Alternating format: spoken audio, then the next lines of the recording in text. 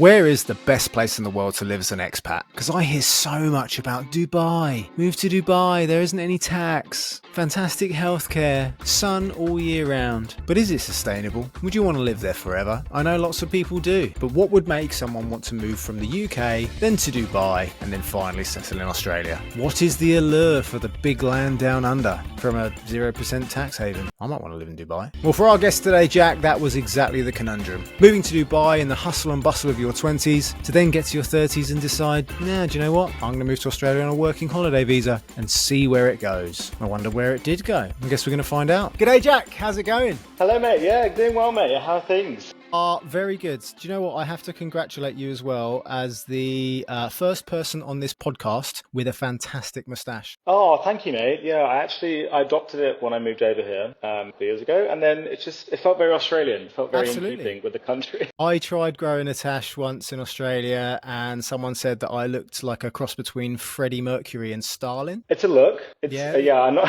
It wasn't what I was going for. So you don't really know where to go with that. You just kind of politely nod and move on, maybe. Freddie Mercury, I wasn't exactly unhappy with. I thought, we can work with that. But then Stalin, No, well, British legend, Freddie, of course, mate. Not an issue. So, Jack, for everyone listening at home, can you paint a picture of what your life was like before you moved to Australia? What were you leaving behind? What were you hoping to find? Because your move here wasn't necessarily the straight jump to Australia. You've done a few bits in between. Tell us about that. Yeah, so I originally lived in Dubai, so I left the UK in 2018, summer of 2018. I moved to Dubai, and I was there for about 4 years, just through the COVID years, kind of riding out the pandemic in the Middle East. And I was actually planning on moving to Australia much sooner than when I did, but then obviously the pandemic hit, and I was kind of trapped where everyone was trapped in their country. So I stayed in Dubai for a good 4 years, and then decided I had a good clean break. I was part of an event that was taking place in Dubai, Expo 2020 Dubai, if you've heard of it. It was plastered across the Emirates Plains. It's like a big world expo that Dubai was hosting. So I was working for them. So that was on a contract basis. So the event ended in May 2022. And I was debating whether to stay in the Middle East and just continue my career there. And I had a really good group of friends. And it's a very easy lifestyle. But I thought, you know what? I turned 30 that year in 2022. I was like, you need to make Australia happen. Let's just do it. So I left Dubai in May 2022, traveling for about 4 or 5 months in South America. Started off in Hawaii and then just ping pong down Central South America. And then decided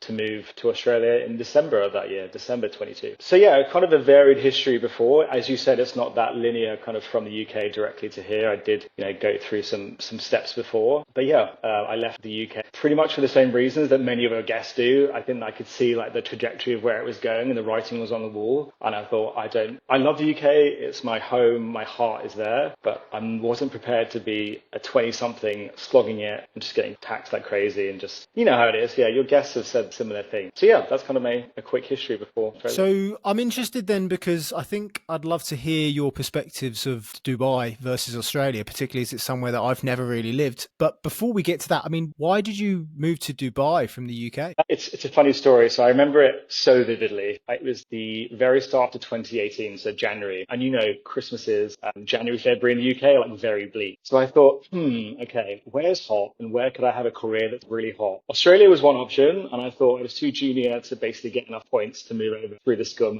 migration route. So Dubai it's still growing like crazy, but at that time it was really growing, and I was a journalist then. And so I put in like an expression of interest to a media house in the January of 2018. Not like any jobs going. It was just, do you want to maybe see Dubai when you're 20s? We'll get in touch if there's something going. I did that, and then got the kind of call in May of that year to move over. And the reason I wanted to move was just because I felt like I was treading water in my 20s in my career. London. I'm from London originally, Southwest London. I moved to Balham. I don't know if you know London, like obviously Balham, like Clapham, and it's so expensive. And I thought I can't be spending half my paycheck on rent. It's just not going to happen. So I thought, where's tax free and where's sunny? That's going to help. So if the weather was then a major pulling factor, you moving to Dubai, and obviously Australia was on the cards at the time, what was then the tipping point that made you think, okay, I'm had enough of Dubai weather, let's move to Australia? Good question. I think the weather is such a huge factor when many people come to Australia, I think, and it definitely is for me, but I don't necessarily really yearn after it in the same way, just because I lived in the Middle East for so long and it's constantly hot and it's just piercing in the summer as well. So I love the blue sky, definitely like a summer kid. I love the beach, swimming, surfing. I think moving from Dubai, I wanted somewhere that had seasons. So I know you rag on Melbourne a lot because it has seasons and it gets cold. Yeah, the weather was definitely a pull, but not so much as maybe some others. And then, yeah, just moving away from Dubai, I felt it was my time. I've done 4 years at that point, exactly 4 years. I'd really made incredible friends and work connections, and my career was on a really good trajectory. But I just didn't want to become. So when you live there, you see people who say they're going to stay there for 2 years and then they stay there for 15.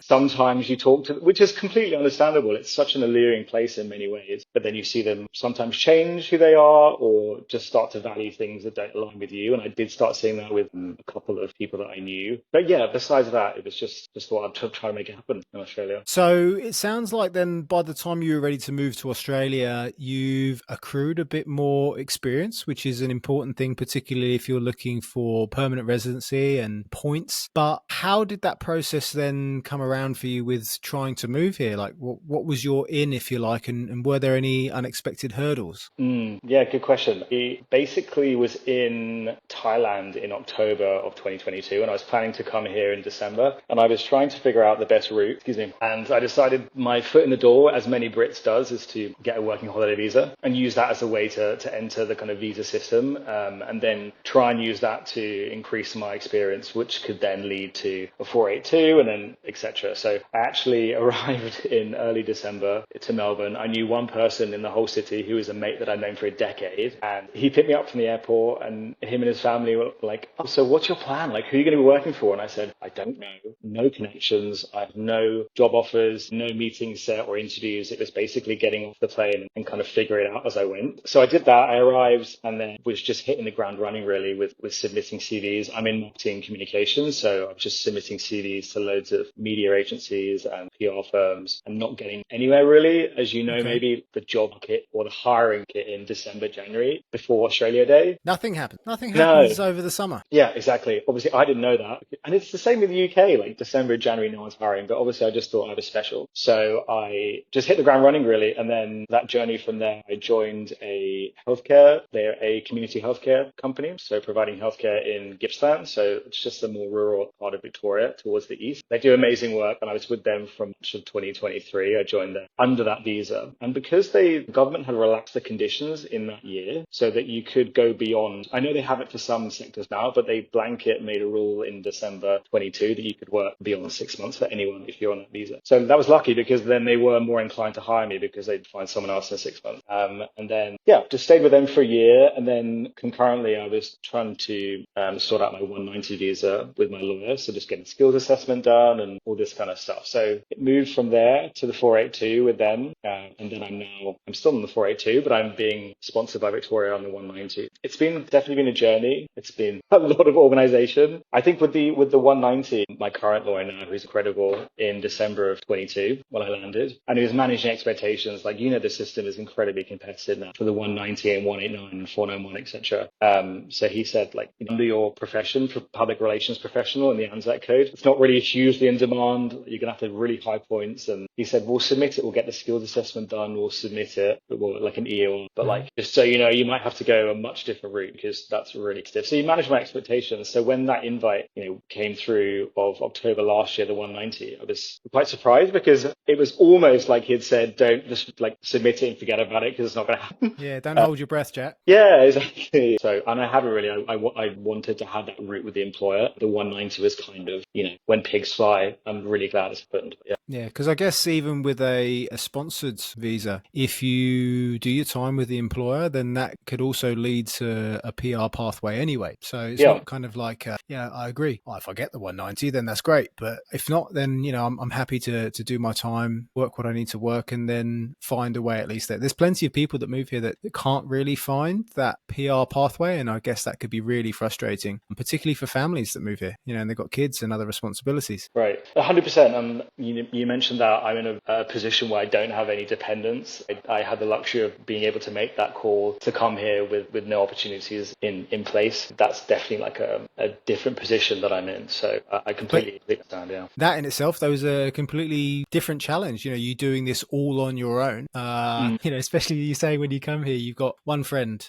Who do you talk to? I'm really interested, kind of what you were feeling when you first got off that plane as a person on their own in a brand new country. It could be a bit cold because it's Melbourne. Like, what was going through your thought, even in January or December, whatever it was? What was your kind of thought process? What did it feel like first getting to Australia? It was very overwhelming. The one friend I knew picked me up from the airport, and I was staying with him in their family house in southeast Melbourne. It's a lovely area. That was December. I spent Christmas with a friend in New Zealand, pretty much a week after I'd landed. I flew to New Zealand. It's my best mate in Dubai. He's from Auckland. So I landed, and then within a week, I was already out of the country again in New Zealand. So basically... That's how bad Melbourne is. Brutal, mate. Constant. So I didn't really have enough time to kind of process what I was doing in the country before I left again, and that really amazing Christmas, New Year period with my mate. And I flew back in January, and I think that's when it really hit that they're so welcoming, and they're like, stay as long as you want, but you never want to stay your way. And you really want to set up a new life that's your own, and that just takes living on your own or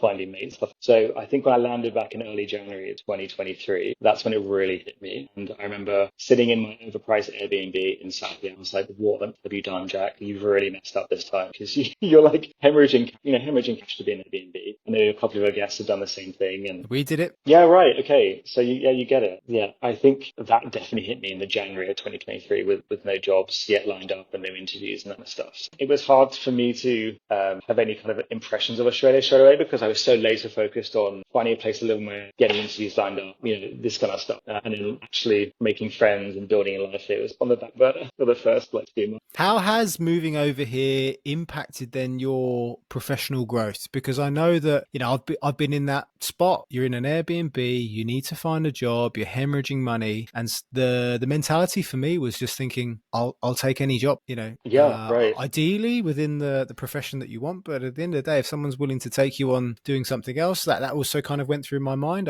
I'm here as a teacher. I got my visa because I'm a teacher, but I wasn't sponsored. So in theory, I can kind of do whatever I can do.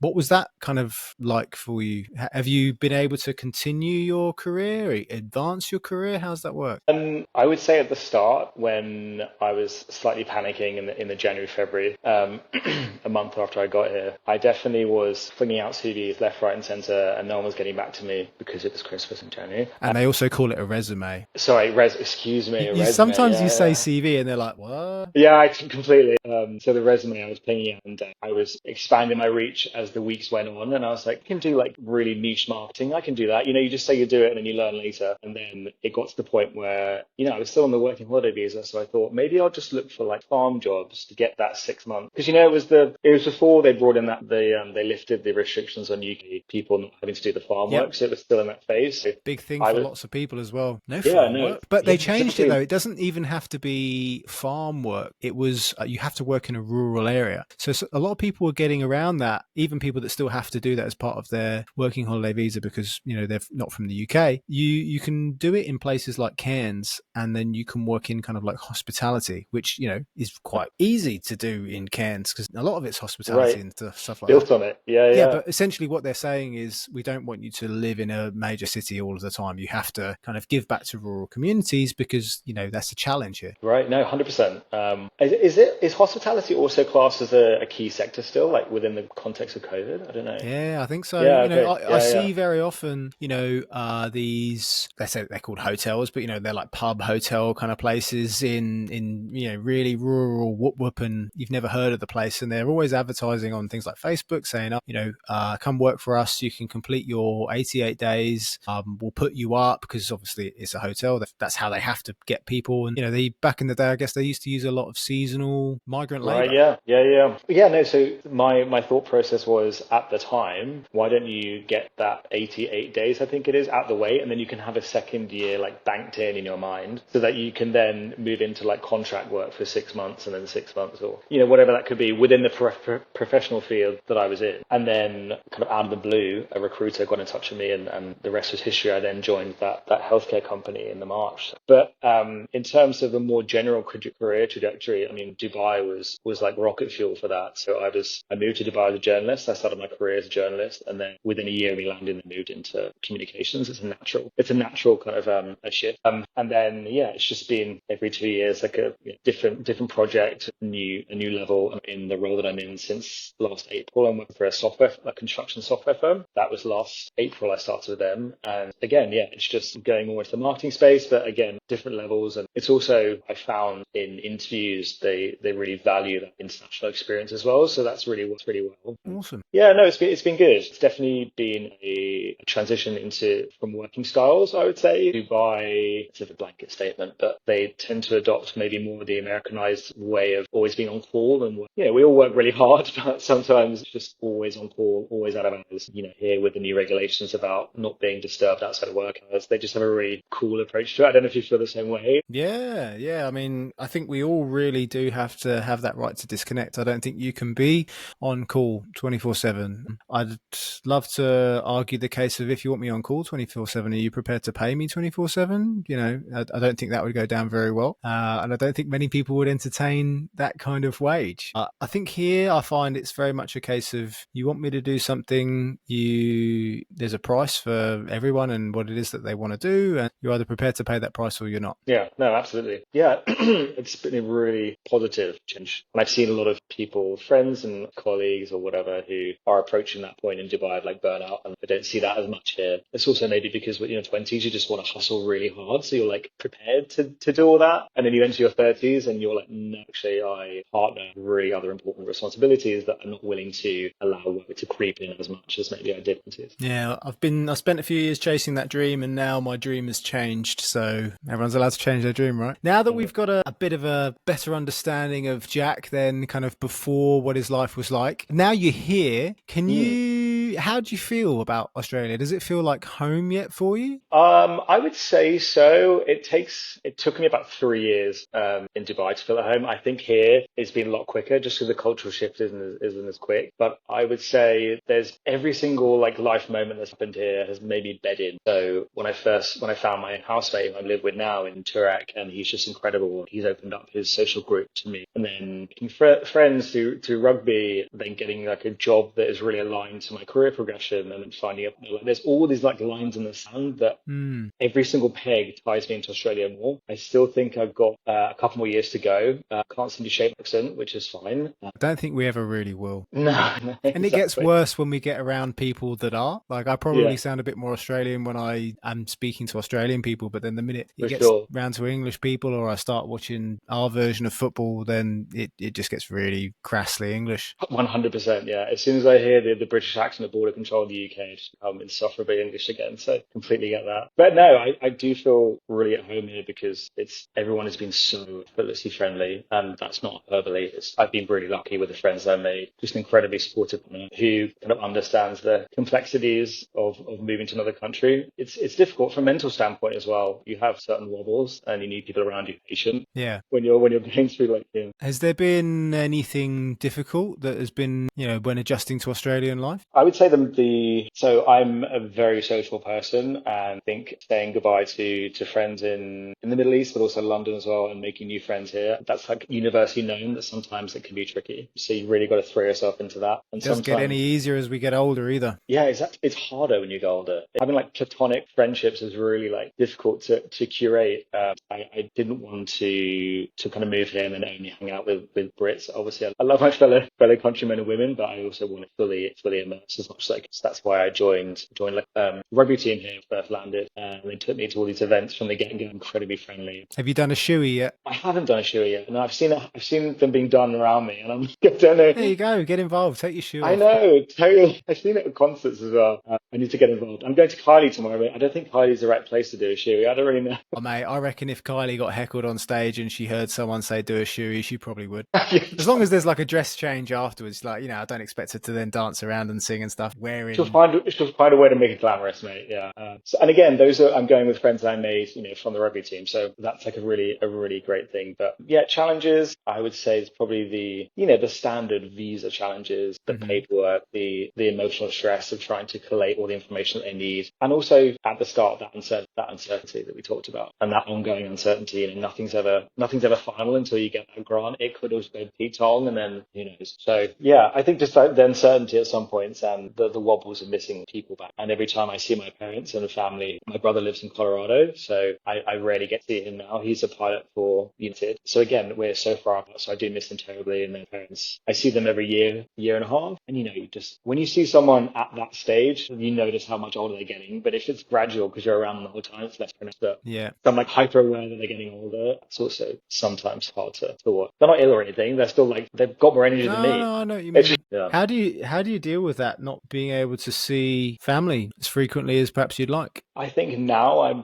probably used to it just because I've had a longer time to be away from them, since 2018. It's probably the distance that's changed, but the regularity of me speaking to them via Skype or Zoom, whatever, hasn't really changed that much. So we've managed to get into a really good flow and cadence of when we can speak to each other. And I think at the start it was more difficult for them to appreciate that I'm not always available to speak to them on their time zone, and so it's been like a balancing act to kind of. We finally reached equilibrium where we talk on a really regular basis. It is what it is, right? Like I live in Australia. I've made this decision for myself and my future, and they totally respect that. And they, my mum from a young age, and the same goes for my brother. It taught us to like see the world as much as possible and really meet as many people as you can, and just jump at any opportunity that makes sense for you at the time. My dad was a pilot as well for BA, so we were very lucky to be able to see as much of the world when we were younger as possible. So I think it would be difficult for them to turn around and Say no, you got to live next to yeah, us. no, exactly. Yeah, like half of them to turn around and be annoyed that like we left for better opportunities. So yeah, it's fine. It is what they completely understand. It is what it is. I'm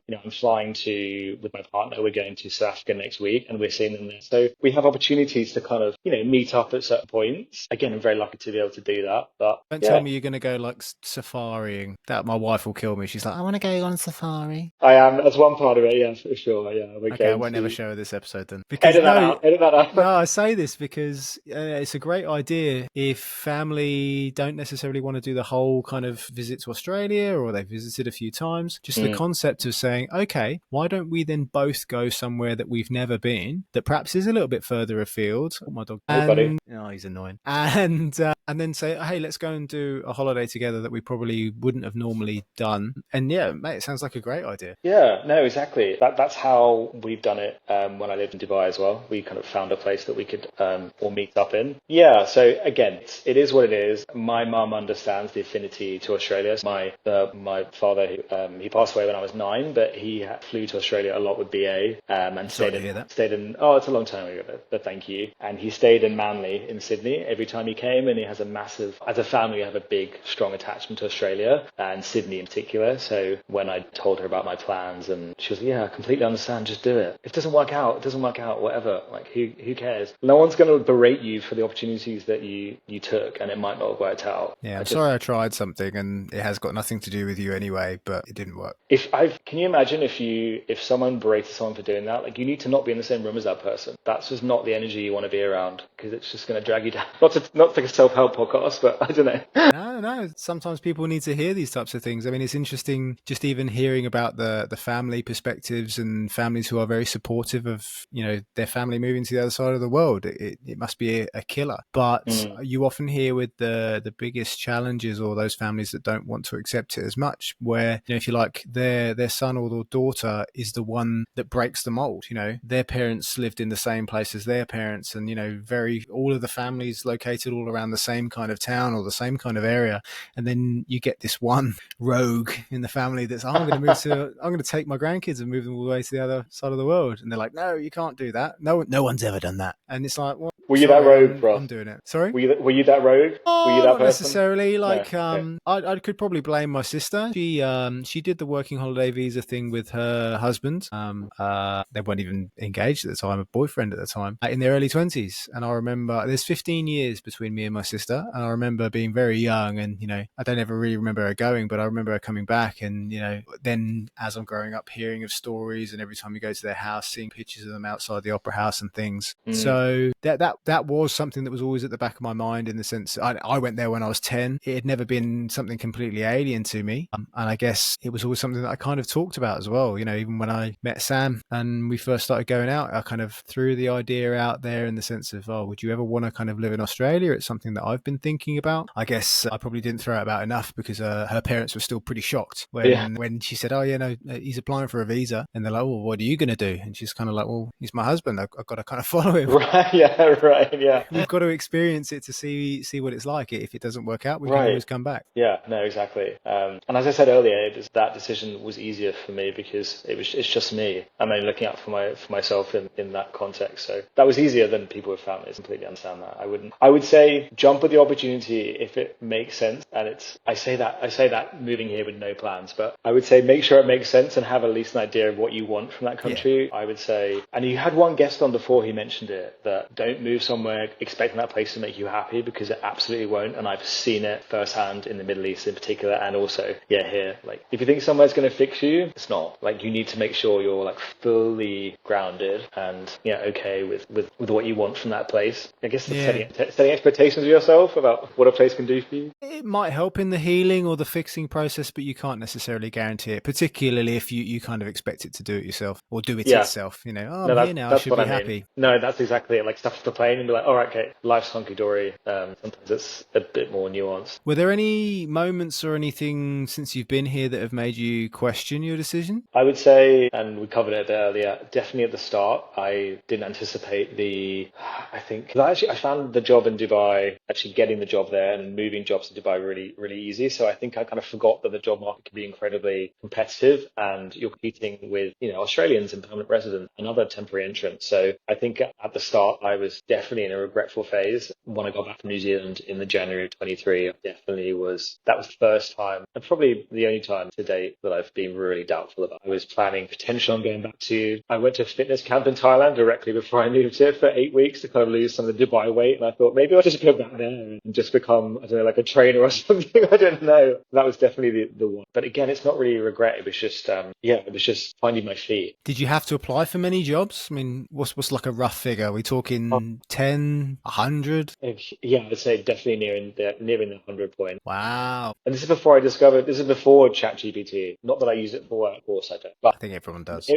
But again, it would be so much easier to write. And all CVs now, at least some. So the time consumed in writing cover letters, crafting all these individual responses, it's so time draining. Anyone is for a job. Everyone knows what soul draining as well. They're not easy things to do. And every time you read a little bit more about a company, you feel a little bit more invested. And then to get that rejection, or in some cases in Australia, like just not hearing back at all, getting completely ghosted, it's like, great. Yeah, exactly. Board, let's do another one. Yeah, exactly. So I guess that was the one period where I had a wobble. And I remember calling my couple of best mates back in the UK. It was, 11 midnight here. That must have been just as they were commuting to go to work probably or something like that. And I was like, I made a grave mistake. What have I done? It's so like, and they're like, just let it bed in for a bit. It'll be fine. What you need to do is, keep fit, have like a focus with finding jobs. So I used to, when I got here, I went to the public library in Victoria, which is just obviously in the centre of Melbourne. And I went there like I was going to a job. So I got there 8 a.m., set myself up, did everything I needed to do, and then commuted back home with everyone else who's commuting. Just so I had that mindset of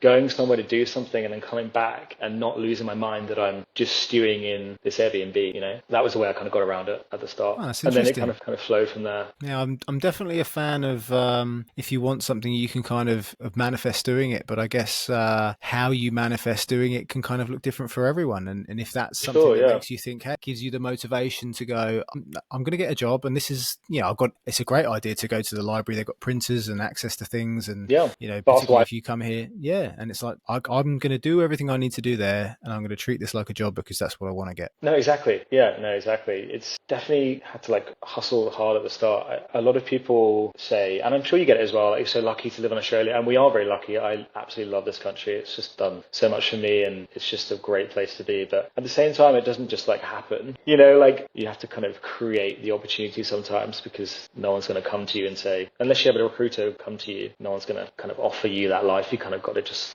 go for it, I guess, and try and figure it out. Even the whole recruiter thing, the recruiter's got to find you somehow. So you've obviously done a bit of groundwork with regards to the networking and at least getting your profile out there somewhere for at least a recruiter to find. Some people don't even do that. Yeah, I guess just like being utterly shameless on LinkedIn, you know what I mean? Just like promoting all your past work. We all do it, absolutely. Especially if you need a job. Yeah, exactly. Now, if you're listening to this podcast and you're thinking to yourself, do you know what? I want to move to Australia, but I have absolutely no idea where to start. Then the best thing that you can do today is speak to the sponsors of this podcast, True Blue Migration Services. They're one of Australia's largest and oldest group of MARA registered agents with years of experience helping people move from all over the world to Australia. If you've got a difficult or complex situation, or you have no idea where to start, then when you mention that Johnston Life, you can use their free visa assessment. And after you've uploaded your CV or resume, they'll be able to tell you exactly what you need to do to move to this beautiful country. Follow the hundreds of positive Google reviews and the other hundreds, if not thousands of people that we've been able to help through this channel over the last 4 years. And when you probably decide to use them as well, by mentioning us, you'll have saved $200 off the cost of your visa. You're welcome. Speak to them now on their website, or at least after this podcast, on www.truebluemigration.com. I'll put a reminder at the end of the episode, or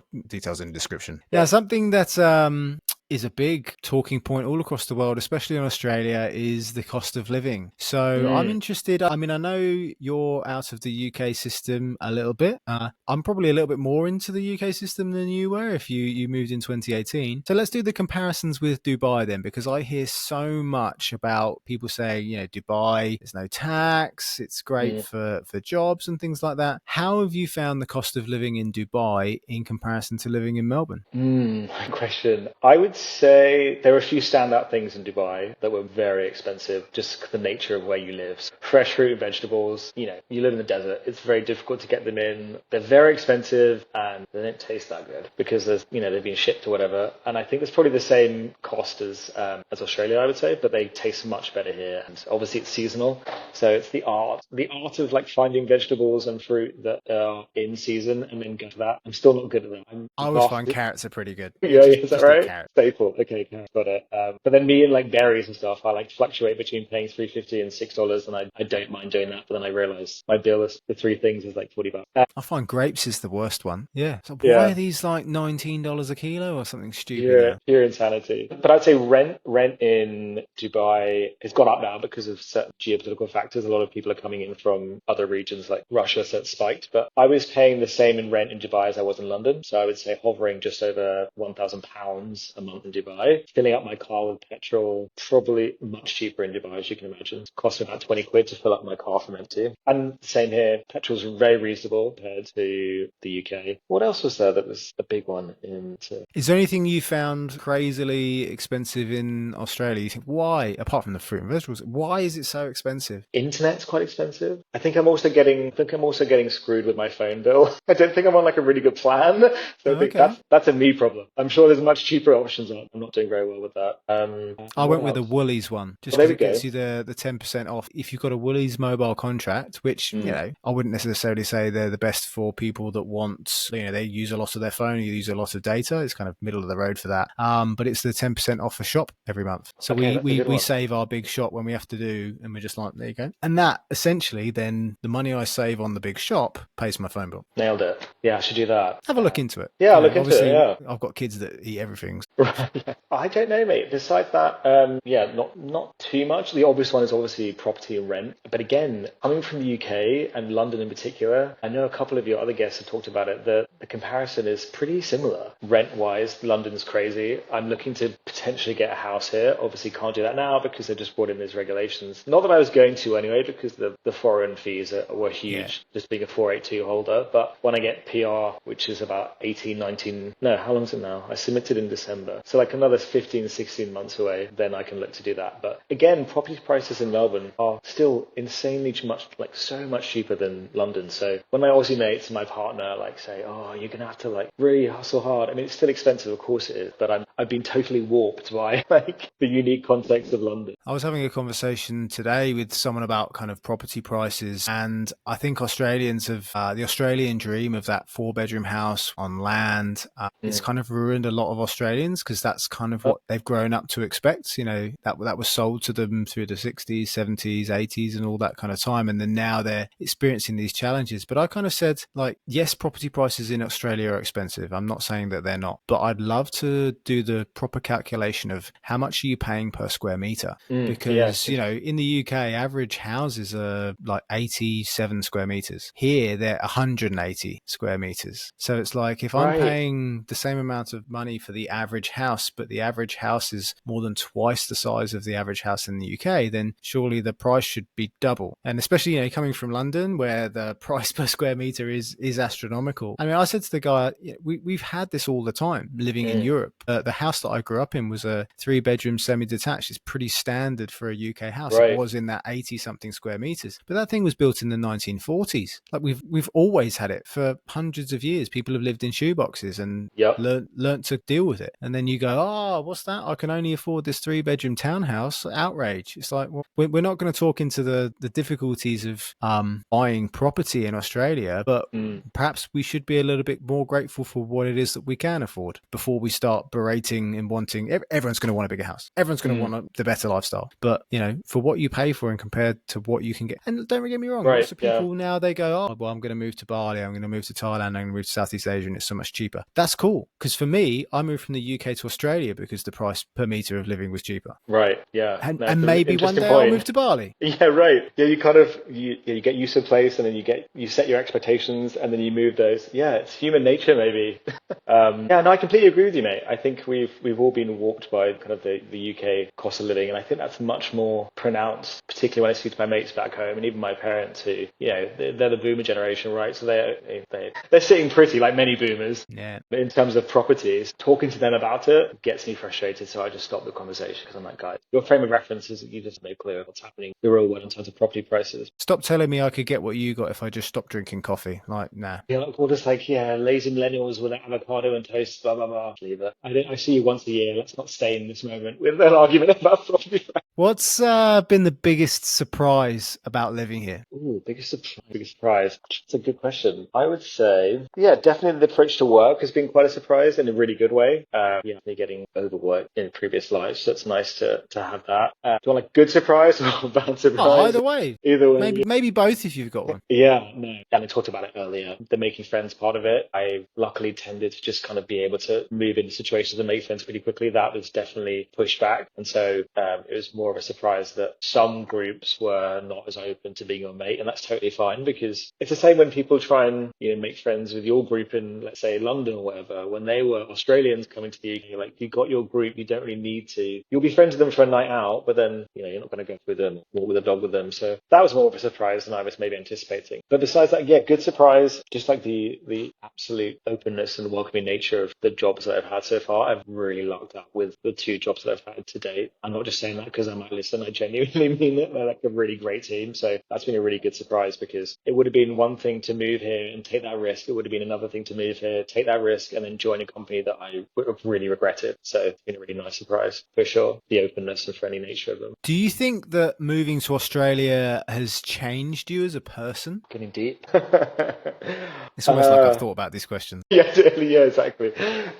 I'd say so. Be much more assertive and definitely come out of your comfort zone when making decisions about your future. So jump at more opportunities. I did that before, but it's more of a mountain to climb to do that here. Just also, sometimes you have to swallow your pride and just kind of really put yourself out there to make friends, to find a job and to create the kind of life that you want. Just be a lot more like shameless about it and just put your get grinding. You know, I agree. I sometimes think to myself, you know, I'm moved to the other side of the world because that's the thing that I wanted. Now, if there's anything that I want, I kind of feel like I don't think there's anything else that's a higher level that could stop me. You know, Right. if you really want something and you can achieve it, it extends to anything else in life. And then if you don't No, want to yeah, achieve for it, you kind of sure. think to yourself, okay, that's fine. Maybe I didn't really want it that much. But there's nothing that can stop me now. No, I can put the words out of my mouth, mate. Like that's exactly it.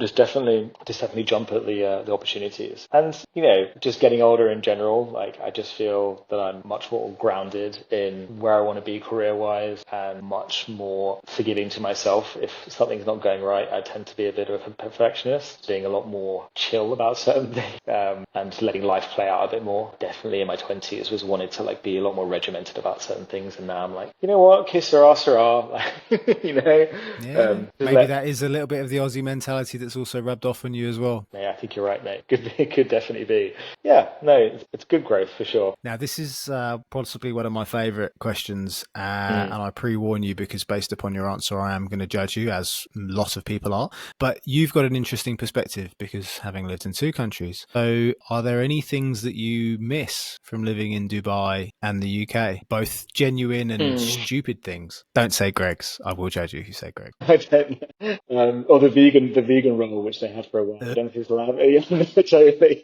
That was a response that was appropriate. I would say we've talked about the family thing and the friends, so that's kind of obvious. Superficial things in Dubai.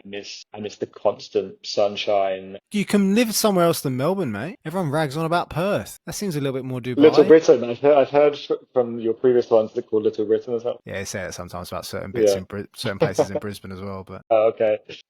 Yeah, and in Dubai there was definitely a really incredible. What's the right word? Everyone moves there at age in 20s, pretty much without their families. So there's a really great mentality around. We're all just young with no responsibilities, and we can just really have fun as a group and find our friends who become our families. So there's like really great camaraderie that I think is quite unique to expat hubs like Dubai, and that was a really great energy to be around. Obviously, Australia is not. It's a home of people. Like I think the Emirati community, they make up like 10% of the population in the UAE or Dubai, and the rest is expats. So you can imagine everyone's just kind of trying to make friends in their own family with the people that they meet. Yeah, Australia, that's a bit different here. So that was a really fun thing about Dubai. And then London, I think of any, and also filling up the car for 20 quid in Dubai was a I think a lot of people have missed that. Yeah, and then in London, I love where I grew up, and like South London. I actually, when I left uni in Brighton, I went to University of Sussex on the south coast, obviously in Brighton, and I moved back to London, and I started living in Whitechapel, and it was just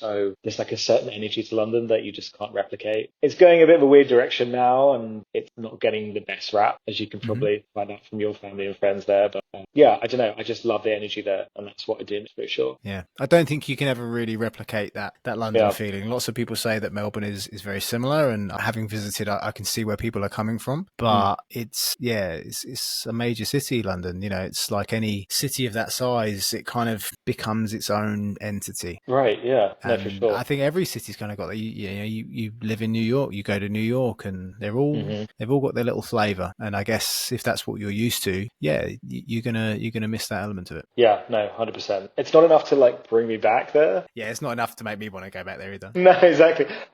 Like within a day, I'm sure that would rub off and it would just become another city. And like, okay, great. I'm just queuing up to get in the tube in the Mm. lashing rain at 7 a.m. on Tooting Broadway. And you know what I mean? Like it hits different when you live there. But I definitely romanticize it. Is there anything that would make you consider either moving back to Dubai or moving back to the UK? Not Dubai, probably. I think I've done my time there, and I did make a promise that the next step or the next place that I'd move to would be not my forever place, but definitely my forever place for 9 years at least, in me to when I was like two. So I really wanted to set up roots somewhere properly, so it would have to take a lot for me to move away from Australia. Yeah, so I think to move back to the UK would take me a lot. Australia and Melbourne is definitely the place that I want to be for the next decade. Having said that, there could be things that happen from a visa standpoint, things don't work out, and you've got to make your next move. But yeah, having said that, yeah, I don't think it would take a lot. Maybe parents being ill or family really needing me, or looking to care for them in some capacity. That could be something. And from a career standpoint, not to be crass, the package would have to be pretty hefty to get me to move back. And I got a partner here, and he's definitely not in the mood to get back to. Well, he's Australian, but I've tested the waters about thrown in. Oh, you'd love to, but he's actually not. No, you love the London. No, no, absolutely. So I'm pretty rooted here to be quite happy with that. Is there anything that you've learned, particularly from a mistake that you've made here? So, have there had any mistakes with the whole moving process and thought, Jesus, I didn't know that. Is there anything you've learned in that way? Mistake wise, not necessarily mistakes. There's stuff I'll do differently, and that's Okay. definitely to prep more, to have more things in place before I arrived, as opposed to arriving with the clothes on my back and knowing one mate. I think at least having one or two conversations lined up, or knowing what companies I just start talking to, and also laying the groundwork from a visa perspective as well. Because I landed and then realized, oh, I might need a lawyer because apparently doing visas and stuff can be quite complicated. Who would have thought? Moving Yeah. countries. So we're Lots of definitely people do them on their own, but I'm lazy and I don't think I could. no, and I'm the same as you, mate. We're very lucky as Brits because we get to, we have this working holiday visa that is given in the majority of cases in one day. So you just kind of have this warped thing that like, oh, you can just move to Australia and it's super quick and easy. No, if you want to go beyond that, it's like you've got to get in the weeds. So I think maybe sorting out those conversations with at least like a visa expert before I moved would have been really useful, just to set expectations and to get like skills assessment done quicker, because they take ages, like 7 or 8 months, and then you've got to also time it with the invitation rounds that Victoria or any state does. I think just starting early, I think would be really good. Yeah, and then other mistakes. Do you have any regrets about how you've done the moving process? I would say maybe telling my mates before I went. There was a period where I left Dubai and I was traveling for about 6 months in 2022, and I landed back in November the same year. I think I hadn't told anyone that I was leaving, because then once you tell people, it becomes very real, and then you kind of admit to yourself that you followed through. There was Made that part of me. commitment to yourself. Exactly, and there's a part of me that was I had the visa, but once I started telling people, then only then would I get on that. And so I hadn't told any of my friends that I was moving back from Dubai. Everyone was super pumped. I was super happy to see them. I'm like, just heads up, I'm actually leaving in like a week. And they're like, are you actually joking? So I think maybe doing that would be good. I did the same thing with my parents as well. My stepdad. I was like, yeah, I'm back from Dubai. And want to do a dinner? I think maybe like giving them a bit of That's one of the biggest pieces of advice I give for people. When do you tell friends and family? How do you go about that conversation? And I don't think there's an easy fix to do that. Everyone has to be told in a slightly different way. The general rule that I always help people try to stick to is the longer that you give people, the better, particularly if you're thinking that their reaction to you moving is going to be negative. Hopefully most people do come around eventually. Some people don't as well, but the longer that you give people, the more they have time to process it. And particularly, I definitely recommend longer than a week, but hopefully they will have had enough time to process it by the time you go. And yeah, no, I completely agree with you. Yeah. Besides that, not too much, not too much. I also regret not spending 2 months worth of cash on Airbnbs. I wish there was someone who you had on who got like a moving company, or they helped him. Yeah. They helped the family set up. So I wish I'd maybe done that. We're trying to be able to find ways that we can help people with that move as well. It's the same thing as visas, really. Some people don't want to use a visa agent to do that. Lots of people don't need to use a migration agent. But I guess it's interesting to hear from your perspective. That's a massive selling point, isn't it? If I could save you 2 months worth of Airbnbs, yes, you still have to pay money to have someone sort it all out your accommodation wise, but you just do the maths. Drop in the ocean. You spend 10 grand. I don't say you did, but you spend 10 grand on doing it this way, which people do, or you can spend 5 grand, or I can save you half that money. Would you be interested? Right. And I don't think, hearing from a lot of your regrets or things that you do differently in the sense, I don't think a lot of people do the financial sums. They do the sums in the sense of, the visa is going to cost me X. But then it's like, okay, if you get here, where are you going to live? How are you going to support yourself for that financially? What happens if it goes a little bit further? How much do you value your time in being able to just get here and relax? That's one more, you can pay some money, and that's one more thing that you don't have to deal with. Yeah, no, I completely agree. I wish someone had taken that out of my hands. Yeah, that's what life is like, isn't it? Then they say, isn't that like what rich people do? Poor people, they use their own time to get money, whereas rich people, they will use their money to get their time back. What's the most valuable thing? Yeah, 100%. I was going to say, but it's always handy if you got the money.